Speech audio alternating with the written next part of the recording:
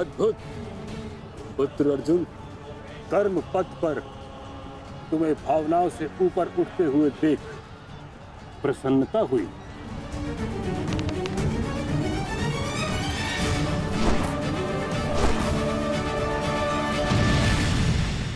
जब तक महामहिम के हाथ में शस्त्र हैं, उनके प्रहार की धारा कोई नहीं रोक सकता।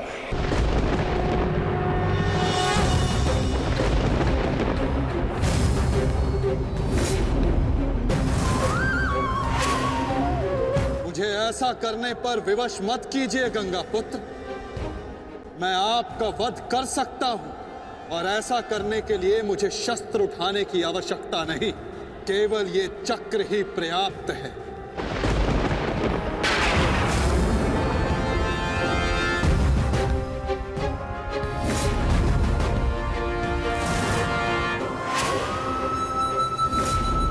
गंगा पुत्र देवव्रत, मैं इस समय ना मनुष्य वासुदेव, ना ही मैं यदुवंशी कृष्ण, मैं इस समय केवल गुरु श्रेष्ठ हूं। मैं ही सत्य हूं, मैं ही ज्ञान और मैं ही न्याय हूं गंगा पुत्र। इस महायुद्ध का आवाहन और इस युद्ध में आपकी उपस्थिति मेरे निर्णय से है गंगा पुत्र। आपका जीवन मेरे निर्णय, मेरी इच्छा से था, और अब आपकी मृत्यु मेरे अधीन है।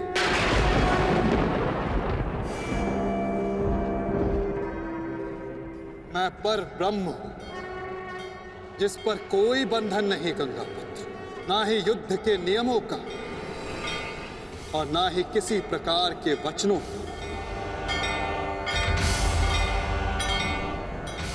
आपके अंत के लिए शस्त्र ना उठाने की प्रतिज्ञा को तोड़कर मैं आपका वध करूंगा गंगा पुत्र।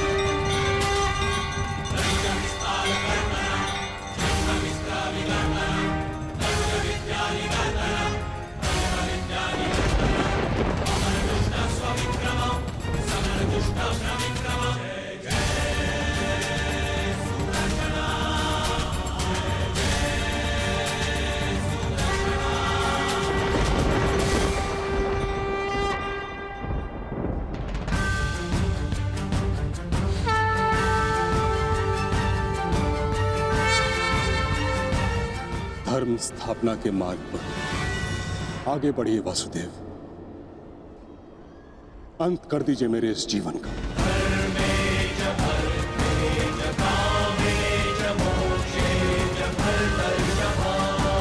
मैं स्वयं को आपको समर्पित करता हूं।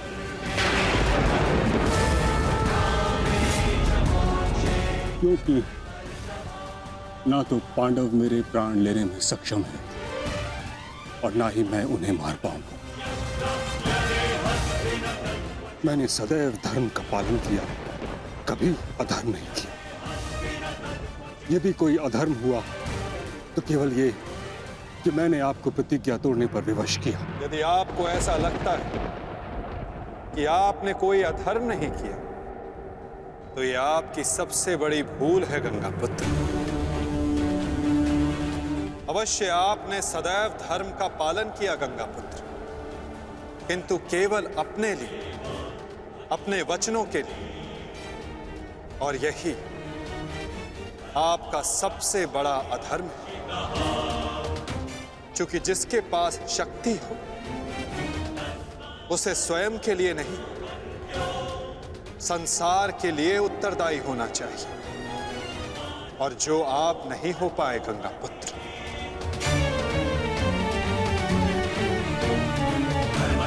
और आपका तथाकथित धर्म ही आपका अज्ञान, आपका सबसे बड़ा शत्रु और अधर्म बन गया।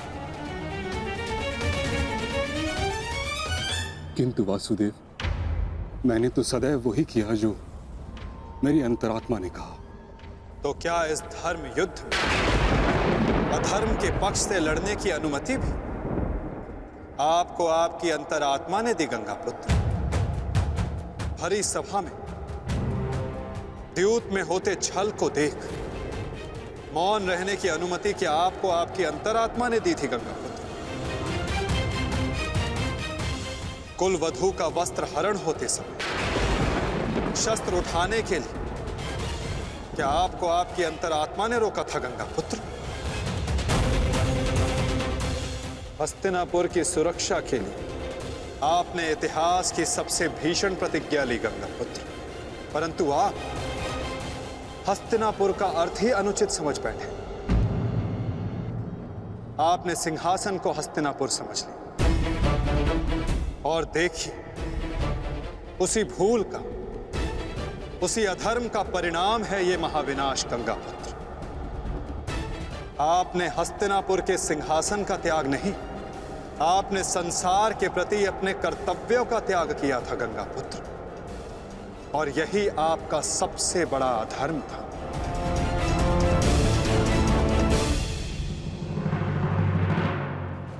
परिवर्तन ही संसार का नियम है गंगापुत्र, और संसार के कल्याण और उत्थान के लिए ऋतुएं भी स्वयं को परिवर्तित करती हैं, परंतु आपने परिवर्तन को नहीं स्वीकारा।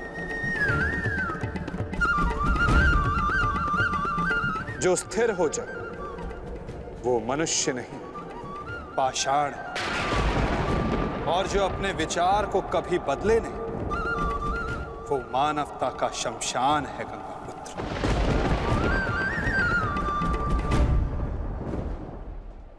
अपने कर्म के प्रति सजग ना रहना सबसे बड़ा अधर्म होता जो आपने किया गंगापुत्र, और यही इस महायुद्ध, इस महाभारत के होने का कारण बना।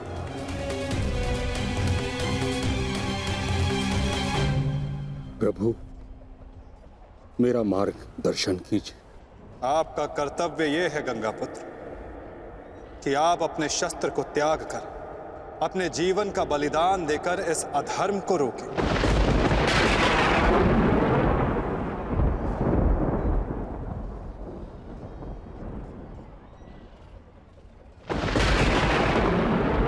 ठीक कहा वासुदेव, कदाचित मेरा अंत ही इस समस्या का समाधान है।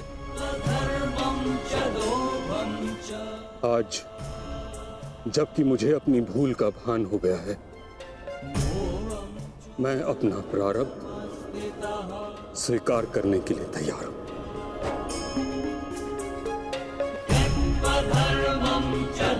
चक्र का संधान कीजिए वासुदेव, और मुझे मृत्यु का सौभाग्य देने की कृपा कीजिए।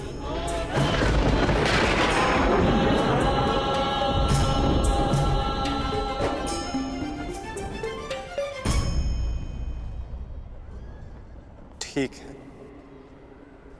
यदि आपकी इच्छा ये मृत्यु पाने की है तो मैं अपनी प्रतिज्ञा को तोड़कर तुम्हें मुक्त करता हूं गंगापुत्र।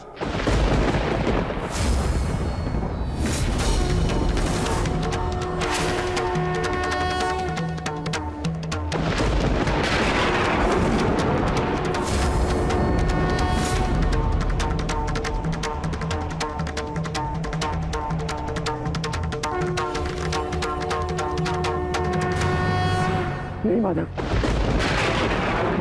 आपने इस धर्म युद्ध का बीड़ा उठाया है, वचन तोड़कर उसे कलंकित मत कीजिए।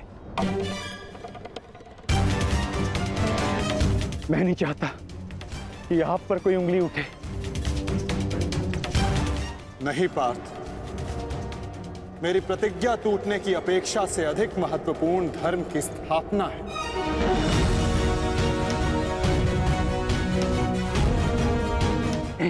नहीं माधव,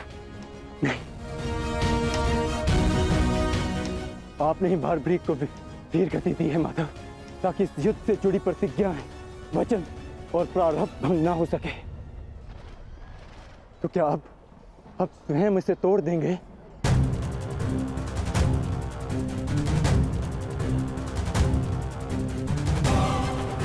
आप मुझे एक अवसर और दीजिए माधव। मैं अपने संपूर्ण मनोबल और कौशल से यह युद्ध करूंगा। जब तक मेरे शरीर में रक्त की एक बूंद भी बहेगी, मैं अपने मन में भावनाओं को नहीं बहने दूंगा माधव।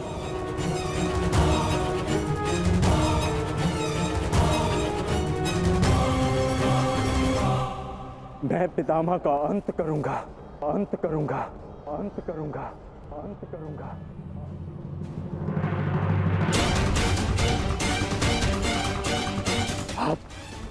आप ये चक्र छोड़ दीजिए माधव,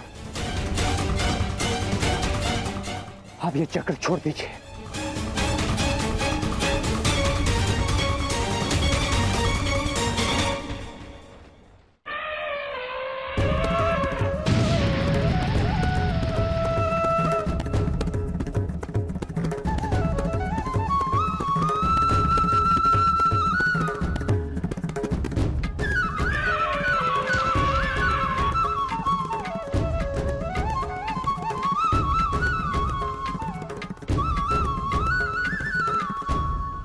उठो पार्थ।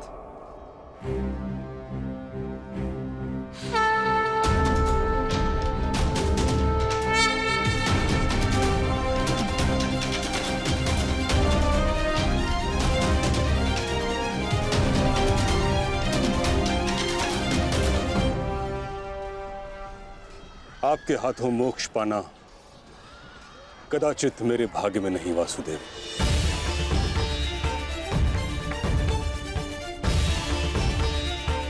नहीं गंगापुत्र, आपका वध करना मेरा प्रारब्ध ही नहीं था, अर्जुन का प्रारब्ध है। और मैंने ये चक्र संधान केवल इसलिए किया ताकि मैं अर्जुन को दिखा सकूं कि आपका भी वध करना असंभव नहीं।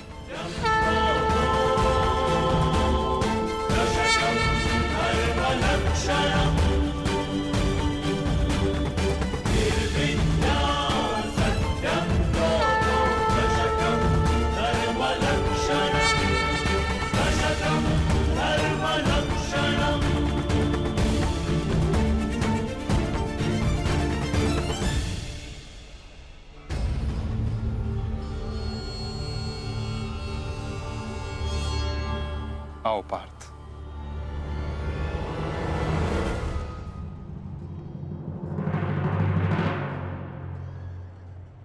पुत्र अर्जुन, युद्ध आरंभ करें? मैं सज्ज हूं पितामह।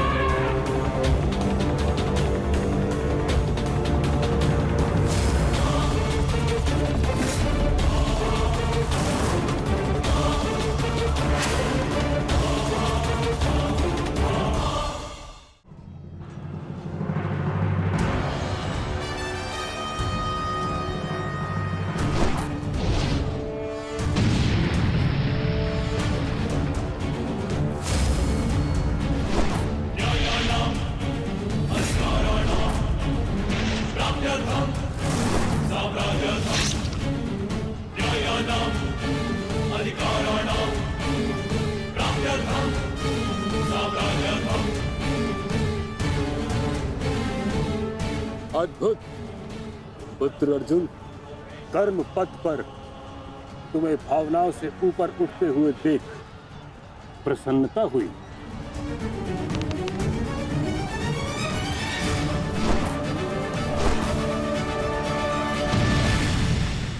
जब तक महामहिम के हाथ में शस्त्र हैं, उनके प्रहार की धारा कोई नहीं रोक सकता और ना ही उन्हें कोई निरस्त्र कर सकता है।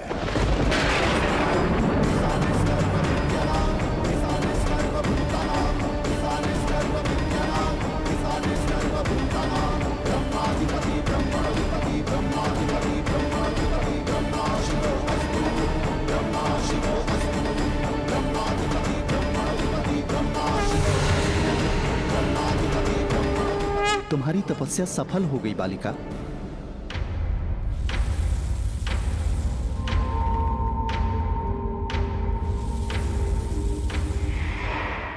मांगो, क्या मांगना चाहती हो?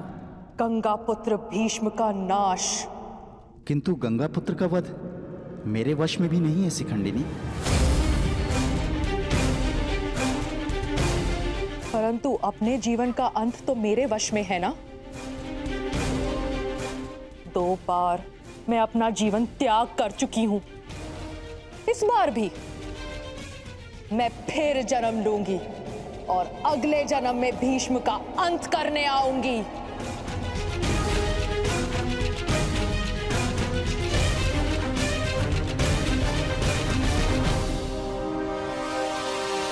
रुको बालिका,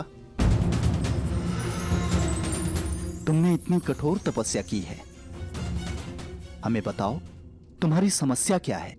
समस्या ये है यक्षराज कि मैं भीष्म का वध अपने हाथों से करना चाहती हूँ, किंतु मैं स्त्री हूं, इसलिए उस पाखंडी ने मुझे युद्ध में सम्मिलित होने से रोक दिया। मैं तुम्हें भीष्म की मृत्यु का वरदान तो नहीं दे सकता, किंतु कुछ ऐसा अवश्य कर सकता हूं जिससे तुम अपना लक्ष्य पा सको, किंतु एक बंधन रहेगा। मेरे लिए केवल भीष्म की मृत्यु महत्व रखती है और कुछ नहीं। हाँ कहने से पूर्व मेरी पूरी बात सुनो बालिका, उसके पश्चात निर्णय लेना।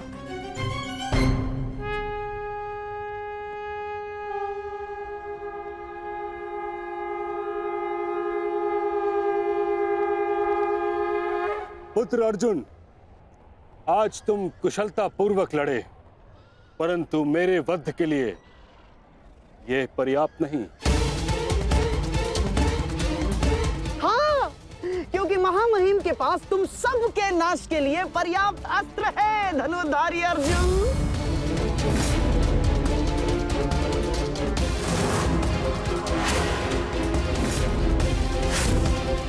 शीघ्र तुम सब इस संसार का त्याग करोगे और आप वासुदेव, आप तो इन सब के मार्गदर्शक है ना, तो बताइए आपके पास महामहिम के कौशल का कोई तोड़ है?